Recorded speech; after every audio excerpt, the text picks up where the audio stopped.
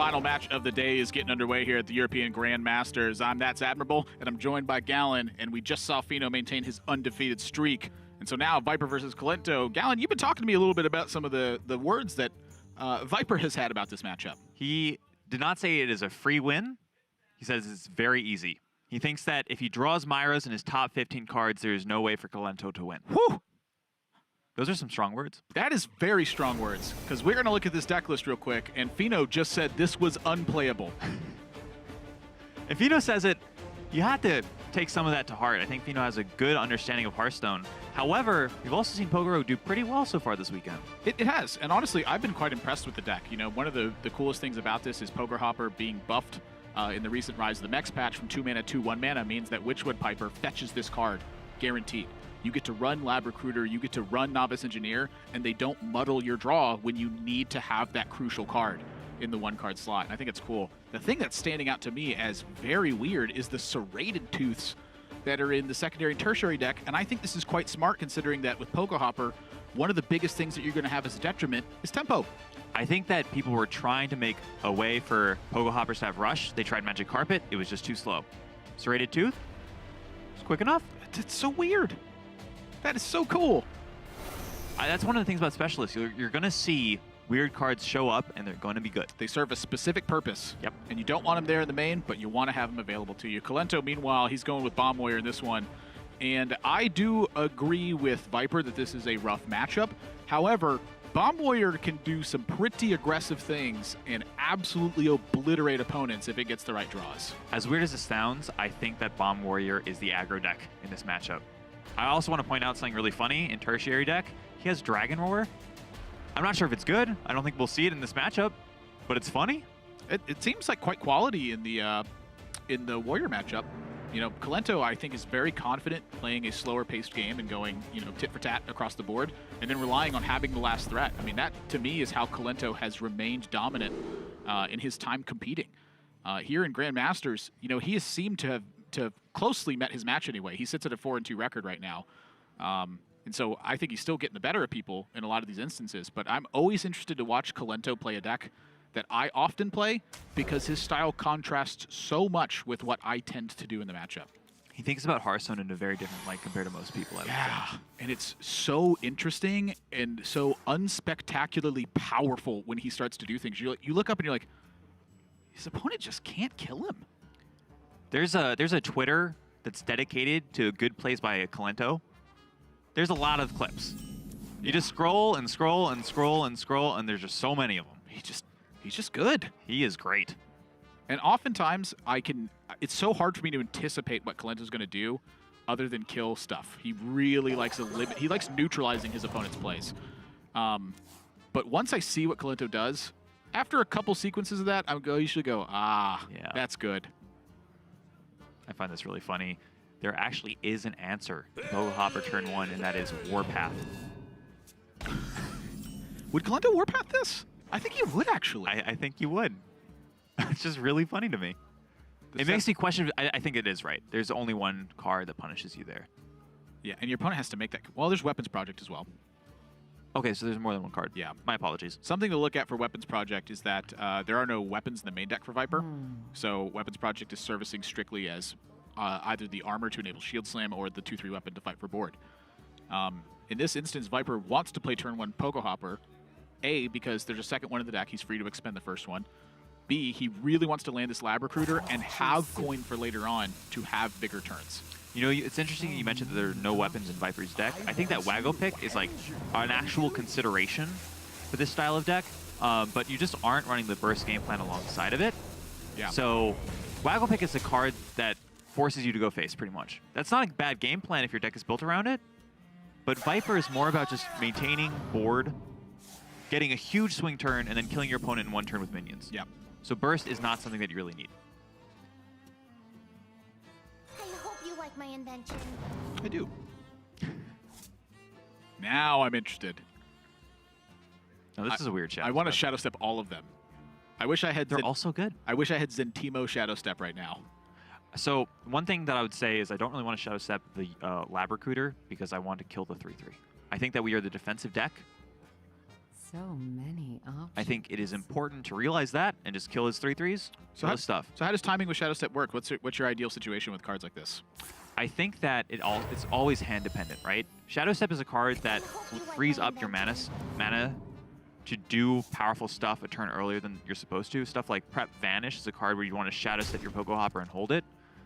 Shadow Stepping Novice Engineer might even be better just because we need to get through our deck. Our hand right now doesn't do too much.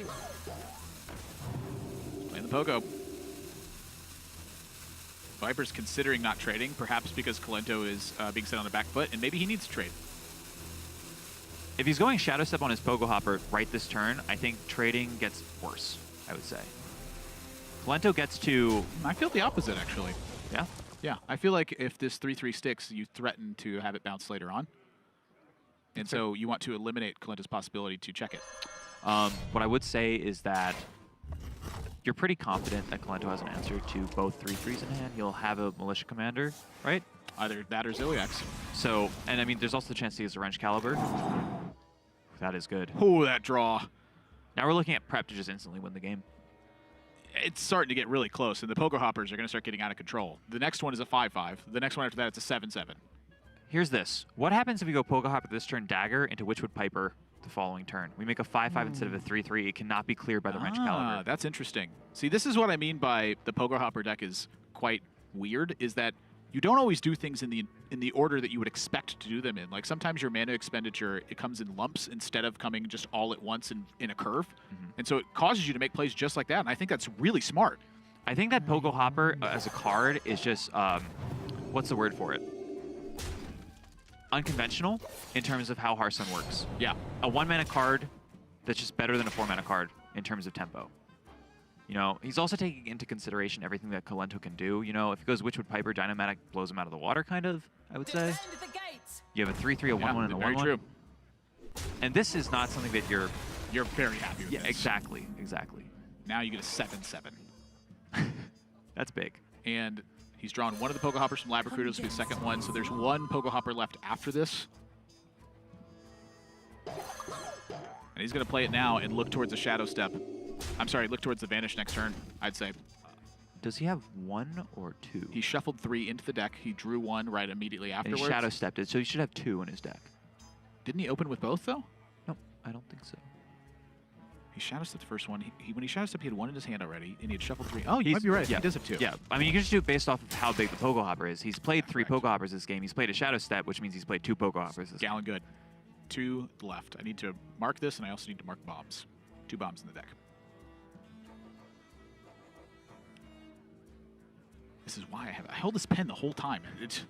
I like take little notes with it and stuff, and for some reason Bomb Warrior comes on and I just go, pfft. You also got to keep track of bombs, too. Yeah, 2 Pogo Hoppers, 2 bombs. There you go.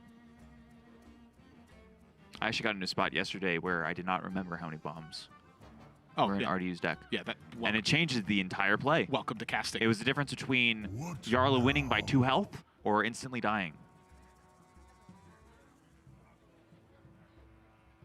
Kolento in a tough spot here. Yeah, you don't want to brawl, but you might need to. If Viper did not have Vanishes in the main deck, I feel like this would not be a brawl turn. I think because Viper has Vanishes in the main deck, as much as I don't want to, I'm probably going to brawl here.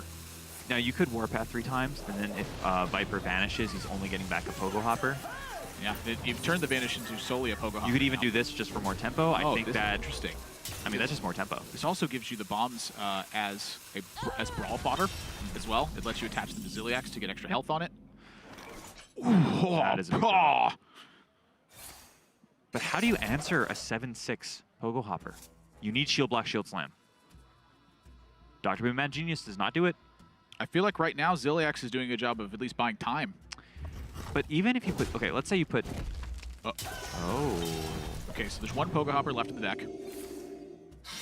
But there's a 3rd bomb in Viper's deck. This surprises me quite a bit. I mean, this makes the brawl a 50-50, right? Do you think that Viper is putting Kolento and not having a brawl because he did not brawl the previous turn? I think the thought is, A, that, and then B, if he brawls and he loses the 50-50, I win the game. Fair.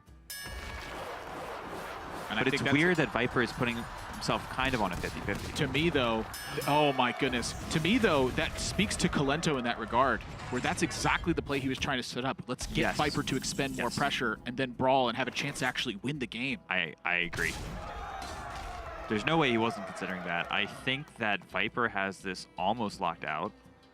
Kolento can stay alive with Dr. Boom Mad Genius. I mean, I'm looking at vanishing this turn, but perhaps. Like, Does he even stay alive? No, he doesn't stay alive with Dr. Boom next turn. it just takes him to 10. Yeah, it's not good enough. Zilliax in play. That's going to get sapped. We can go Clockwork Goblin Zilliax. So many That's not good enough. options. Clockwork Goblin Zilliax restores 8 Currently, health. Kolento needs Yeah. to go Omega Assembly into Vicious Scrap Hound. He needs a lot of stuff to happen. Viper is just going to play his Togwaggle scheme now. He's saying 2 more is enough. 2 more is more than enough. Town Crier, not good.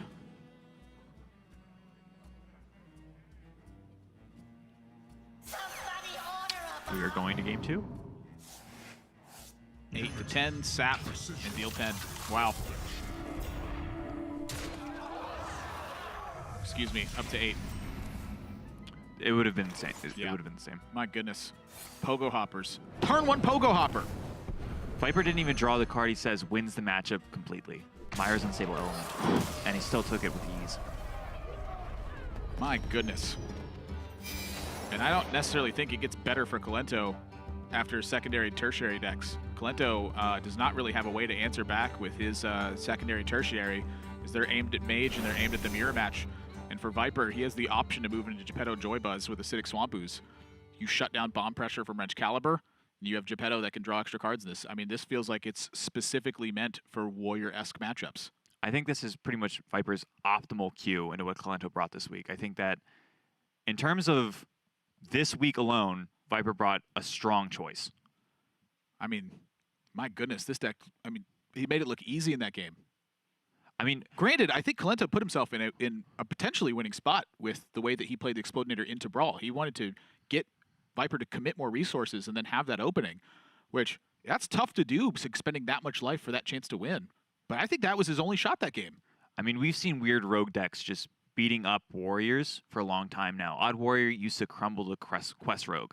I don't want to call this the same matchup, but based off of game 1, it looked kind of like it. Look, even the old Pogo Hopper rogues, when it was at 2 mana and it was just too slow versus aggressive decks, even that deck was doing a number on Warrior, I remember. And it was a lot less consistent with Witchwood Piper not being able to pull your Pogo Hopper. Yeah, it was, and you didn't have Togwaggle Scheme, and you didn't have Myra's Unstable Element necessarily in the deck because your deck was clunky instead of it being, very fluid.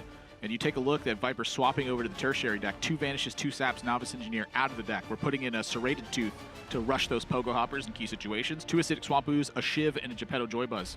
More card draw. Especially the Geppetto Joybuzz. We've been seeing that card a lot recently. I think it is the newest addition to rogue decks trying to beat Warrior. I really like it. And Kolento is actually moving over to his secondary deck, which I think in the grand scheme of things is quite wise. As you take a look, he's taken out 2 Eternium Rovers, a Warpath is gone, Weapons Project gone, Harrison Jones gone. Those are terrible in the matchup. He adds in a Slam, a Big Game Hunter, a second Brawl, and 2 Super Colliders. Some ways to fight back against nominal pressure and against big Pogo Hoppers. Viper does not have any weapons besides a Serrated Tooth. You're not really trying to remove that with your Weapons Project. You add in cards that actually answer Pogo Hoppers. Seems like a good choice. Yeah, that's what he died to, 9/9 Pogo Hopper. Next time, just kill it. What about the next time? Well, we'll cross that bridge when we get to it. Yep. In the meantime, we're getting into game number 2.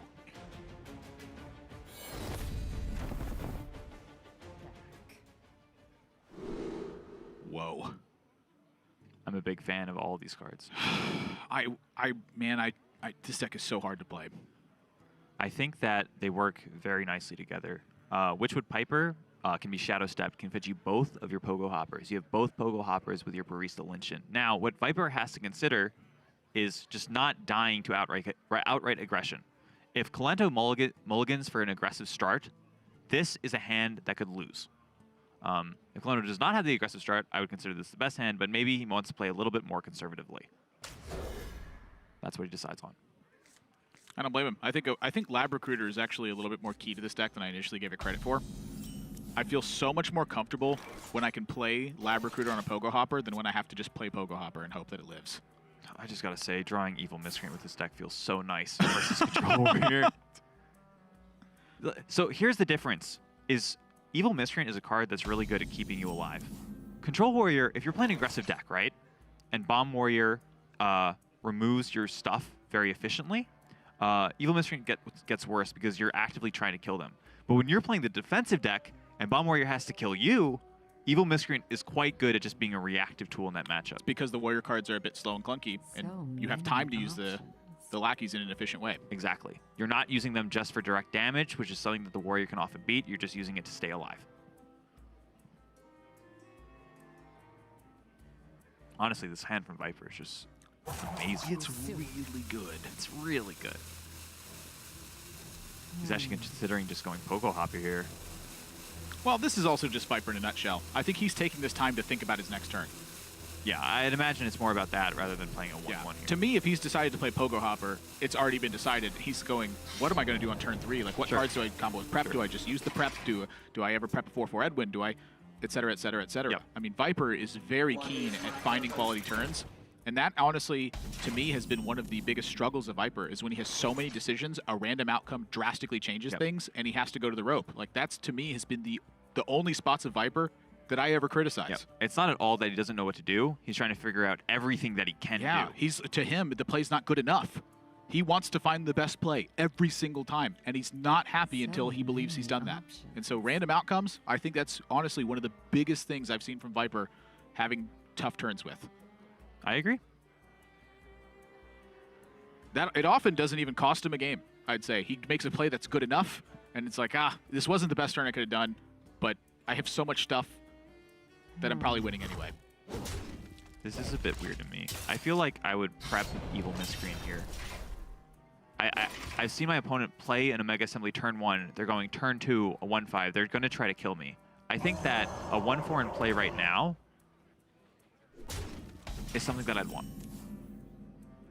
Well, what's the prep for then? What's the thought? There's a couple things that Viper wants to combine the preparation with. There is Vanish, which is... That's taken out. Oh, I'm sorry. There's a Myra's Unstable Element, obviously, and he says, or he said to me at least, that he thinks Myra's Unstable Element is how you instantly win versus Bomb Warrior. You might notice that Viper just drew the card that he thinks instantly wins the matchup. I'm curious. I think if you know that's your next draw, saving the prep gets a lot better. I still don't agree with it. It's hard for me to offer like a perspective on it because I'm looking at possibilities. To me, Kolento getting aggressive means quite dangerous. However, if you save the prep and you draw Myra's Unstable Element,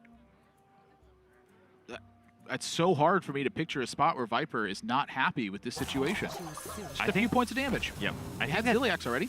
Sure. I mean, I think that Viper is just feeling quite comfortable. He's probably been in this spot before, and he said, hey, I don't really need to play the Evil Miscreant on turn 3. I have a combo activated for turn 4. I don't think I'm going to die. I've got the Ziliax, so taking damage now is fine. I think the preparation later will be more critical than Evil Miscreant now. That's kind of what I'm thinking, too. I always just try to find the perspective that the player's trying to approach it from. You can always criticize later, but I want to try to at first see what they're trying to do and then going from there, because this is how I learn. It used to be different. I have to try everything if I'm learning on my own. I have to make so many misplays, be like, that didn't work, that didn't work, that didn't work, and then I find the one that's good, and I go, and then I see why it's good. Until then, though, I'm going to mess up every single time I'm learning a deck. That's fair. A really interesting part of Hearthstone is that there are macro decisions, which is how you just overall play the game. What is your strategy going into the game? And then there's the micro decisions, which is the turn-by-turn stuff. You know, a good player can nail down the micro decisions well. A great player can nail it on a macro level. I think Kolento nailed it here. Get aggressive. Oh, boy. This is what I'm talking about. He's just going for the aggressive game plan. I'm just the Togwaggle scheme. Now we have a setup for when you want to play Myra's and how you want to play Myra's.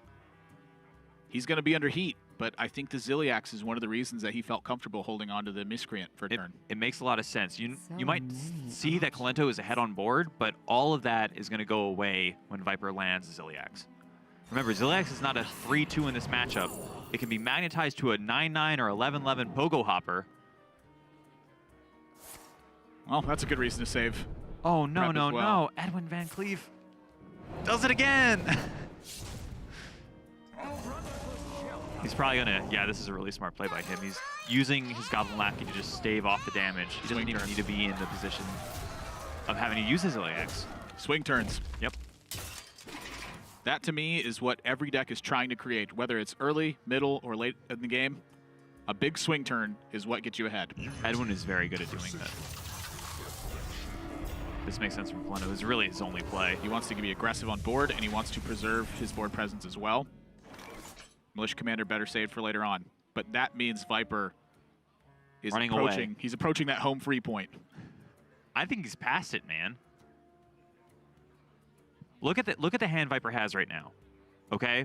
I'm not going to go through the entire sequence, but it's going to end up with him having 10 cards in hand, 5 Pogo Hoppers in his deck. He's not going to lose.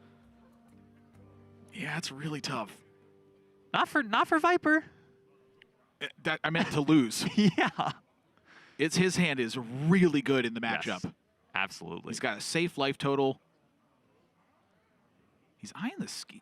Is he really eyeing the scheme, or is this like a bluff attempt at, I want to play this card, I'm trying to hide the fact that it's scheme? I'm not sure. From Viper's perspective, I kind of want to just play my Witchwood Piper here. That's exactly what I'm thinking. I want to get a Pogo Hopper. I want to scheme it into my deck after Amira's. I want to be able to use all my stuff and buff a bunch of Pogo Hoppers. What about Evil Miscreant? Can we Shadow Step an Evil Miscreant here? Thinking Piper, Shadow Step Piper.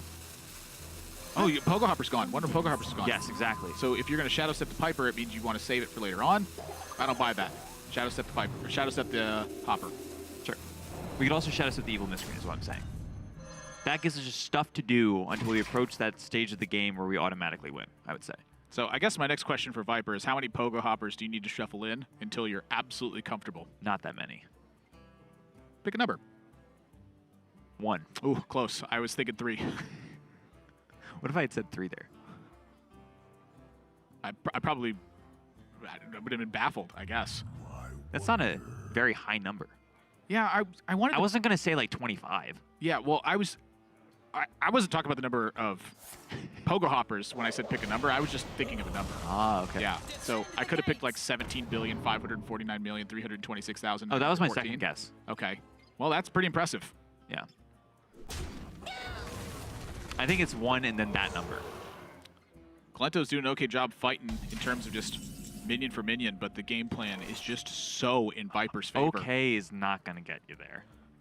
You want good. You want great. We're approaching. You need good and you need great. We're approaching explosive turns for Viper. I'm thinking if it's not this turn, it's probably the next. I'm thinking it's this turn, man. So many. We've got a Pogo Hopper that costs 0 mana. We've got a Serrated Tooth. Scheme is at 3 right now. I think that's good enough. He might be eyeing the Celiax to just buy another turn. He's saying, oh, I can just wait. My opponent is playing a pretty slow game plan right now. I'm at a high enough life total.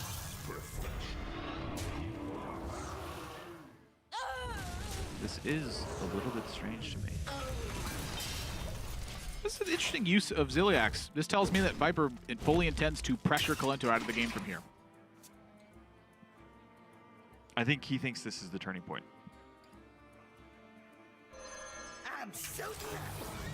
Kolento has yet to play a bomb card, I believe. Yep. And that means that Blastmaster Boom is currently just a war golem.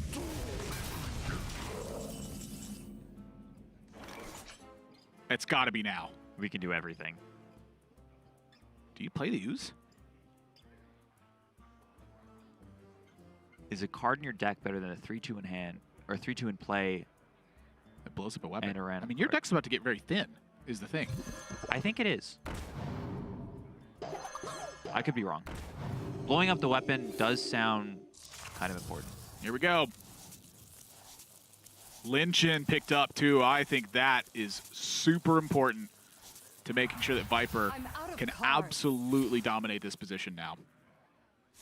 How does he lose? 7-7, 9-9, 11-11, and 13-13 go into the deck. He gets to draw cards, set up multiple Poker Hoppers in the same turn, Barista Lynch to have them all back in hand. Kolento has to wipe like 4 boards in a row here. Kolento does not have the hand that's going to win. The way he wins from this spot is he gets Augmented Elic with a bunch of bomb-making cards. That's the only way I can see him beating Viper. Viper does not have Ziliax anymore. That's an avenue of victory. Kolento does not have that avenue open right now.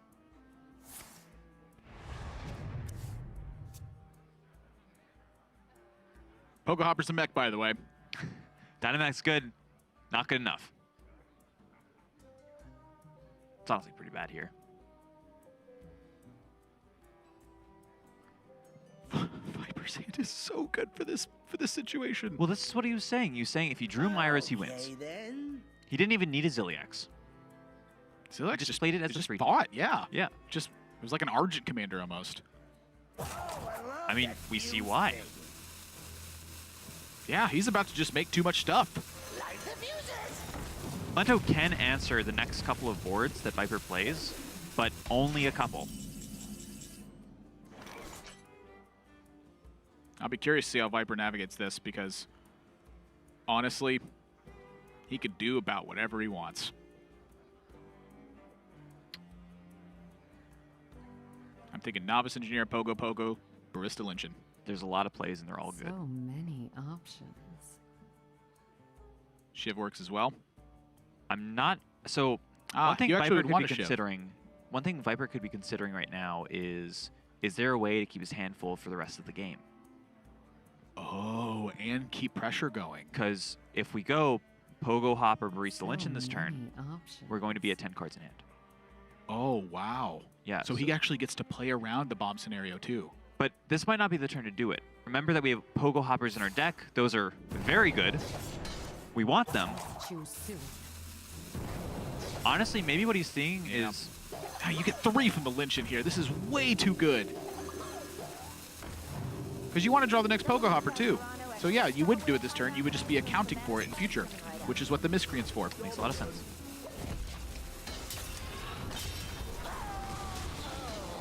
It's just something to keep in mind. A lot of times against Bomb Warrior, an easy way to win is just to keep your hand at 10 cards. If they put 10 bombs in your deck, it doesn't matter. Viper, of course, spots something of his own play that he dislikes. It's hard to say, right? Hey, this always This was happens, too. so good, and he still wants better. That's the thing. It's like I always know. Honestly, it may just be that he's like mentally exhausted. He's just kind of wincing. Actually, I'm going to ask him about it. That's what I'm going to do. Is ask about what his reactions mean. Does he find something that's wrong with his play? Because he makes that visual a lot, where he makes a play and then he looks. He's like, ah, it could have been better. It has to be. It has to be that he saw something wrong. I don't think he's mentally exhausted. This is someone that made it to the finals of the World Championships. He had to play an exhausting game and was still playing well up until the very end. If he's shaking his head, it's got to be because he noticed something slightly off. Well, get ready. 11-11, 13-13, 15-15, 17-17, and one more of those for a 19-19 on deck. If Kolento could beat that, honestly, he's just got me. I mean, Viper is still kind of worried about the bombs. He doesn't know what Kolento's hand is. I think, honestly, what he's probably worried about is getting checked. So there's 7 So many armor right here. options. There's a big game hunter that possibly came in. There's a second brawl that's possible.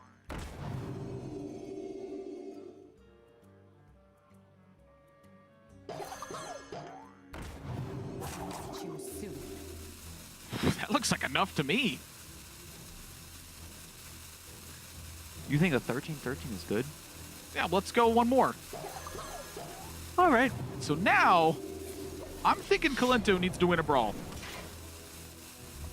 Clockwork Goblin Brawl. I cannot imagine much else. He has to win a brawl here, and then he has to draw answers, or he's dead. Somebody order a bomb. We've already seen this happen once before. It's exactly the same spot Yarla was in. Yarla won it. Can Kolento do it? Best chance that Kolento's got. Oh my gosh! So you're saying there's a chance, because now you look at it. Big reload here. There's still a bomb in the deck. There's still a bomb in the deck, but also Kolento has put in 2 Super Colliders, and look at his life total. Viper is playing around Super Collider in this spot with the Miscreant. Does he need to load the second Pogo Hopper right now? I'm not sure he can afford to. If he can't afford to, what that means is a big game Hunter top deck can take care of this. This suddenly got into a spot where Kolento has a chance to win. How did that happen? Brawl!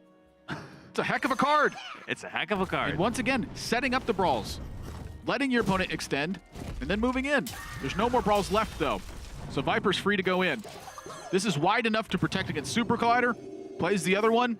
Big Game Hunter, not nearly as good here. Kolento draws Super Collider, and look what's played around. There's one bomb in the deck. That means there's 2 boom bots there. I think he's just dead. Is he alive this turn? I'm counting a lot of damage. Let's say technically yes. Well, the 17-17 and 19-19 are going to connect face. 36. I think he's alive at 2 with Militia Commander and Hero Power. I could be wrong, though. No, I think I am wrong. I'm sorry. Yep, this is... He needs to kill the 4-7.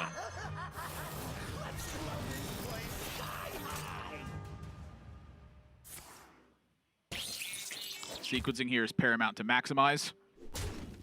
It goes from minuscule to very low.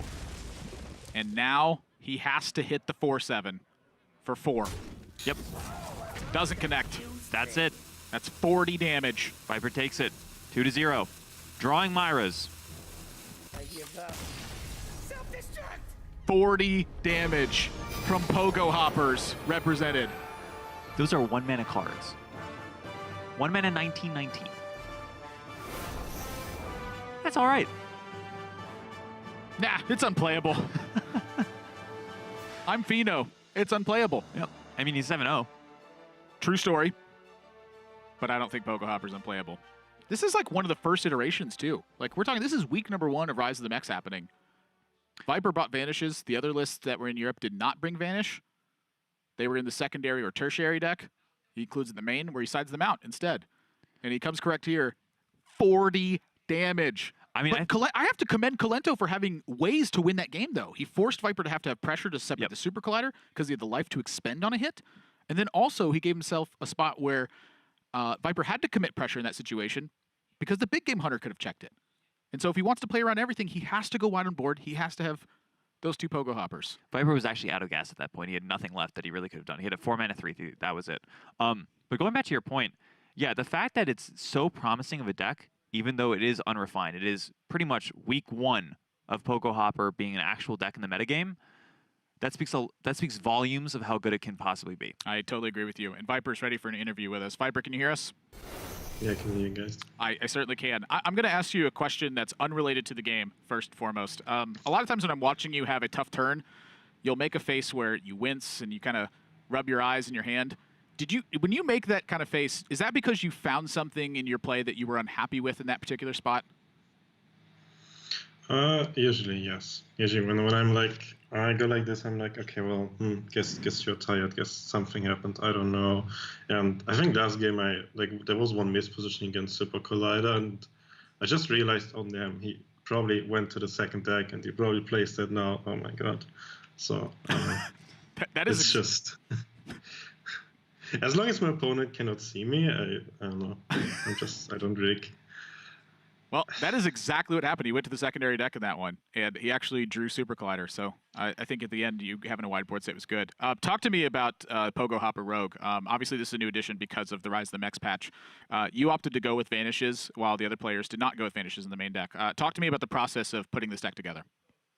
I think Vanish is a very, very bad card on average. The only reason I have Vanish my primary deck was I was basically expecting, okay, I'm gonna be playing versus 2 mages this week, right? It's Thais, Kolento. I think they play mage. Maybe they play Holy Raspberry. That deck got better as well. So, or like the mech paladin deck. I thought like those are probably decks they like, or maybe mech hunter even, all those kind of things that are very, very weak to Vanish. And besides those like specific matchups, the card's just really, really bad in the deck. The deck is very, very proactive, and you don't really... I mean, Vanish is bad when you're ahead on board. So, yeah, it's just because I expected mages as opponents. Talk to me about Game 2, Viper. You were in a spot where you had Myras, Zilliax, Pogo Hopper, and Togwaggle Scheme, and you decided to just jam Zilliax on turn 7. How did you feel in that spot? That's what I kind of felt like. I have no bombs in my deck. There's very little pressure on me. As long as I get a single additional shuffle card of the Myras, I always win that game, like no matter what happens, kind of. So I just wanted to play out 2 more cards that turn, and the turn after I could probably play a 2-mana top deck. Deck has a lot of 2-mana cards, so just on average, I'm getting 2 or sometimes 3 additional cards of Myras, and yeah, single lab recruit. Like I can just play Pogo Hopper, Myra's Lab Recruit, and then the scheme can grow and so on. So yeah, it's just about like securing the win there because I was like so much ahead, and drawing Myra's in that deck in general is insane. Yeah, it definitely was insane that game. I want to look forward a little bit to the Masters Tour in Vegas. You're attending, correct? Yeah. What has preparation been like for that event amidst Grandmasters here? And do you expect Pogo Hopper to show up as a very real deck in that field in that tournament? I think Pogo Hopper Rogue just seems to be a very, very real deck because like every good deck has polarized free-win matchups almost. Like the Warrior matchup is pretty good if you actually have a deck that has like 2 or 3 additional cards, even you almost cannot lose those. Then like any slower deck in general, also decks that are weak to Vanish, the deck can just side really, really well against everything. So I think the average of the deck is really good. I think other rogue decks are still like good contestants though.